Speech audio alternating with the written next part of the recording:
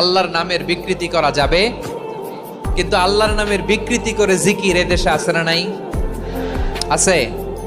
দেখবেন জিকিরের মধ্যে হুই হুই হুই হুই হুই এরকম করতেছে, হ্যাঁ, হুই হুই করে কিম্ভূত কিমাকার অদ্ভুত আওয়াজ করে তারা জিকির করে, সেখানে আল্লাহর নাম নাই। এই জিকির আল্লাহর কাছে গ্রহণযোগ্য হবে? আল্লাহ বলেন, খবরদার, আমার নামের যারা বিকৃতি ঘটায় তাদেরকে তোমরা বর্জন করো। এজন্য জিকির যখন করব সুস্পষ্ট ভাবে আল্লাহ তাআলার নাম সেখানে থাকতে হবে, ঠিক কিনা বলেন? আল্লাহর জিকির করার জন্য, আল্লাহকে মনে মনে স্মরণ করার জন্য কিন্তু পবিত্রতা প্রয়োজন নেই, সবাই একমত। ইভেন আপনি যদি জুনুবি হালাতে থাকেন, মানে আপনার উপর গোসল করা ফরজ, তখনও আপনি আল্লাহর জিকির করতে পারবেন।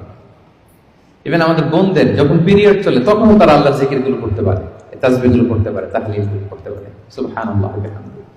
তাহলে এটা এমন একটা আমল যেটা সব সময় করা যায়, যে কোনো মুহূর্তে করা যায়, যে কোনো সিচুয়েশনে করা যায়।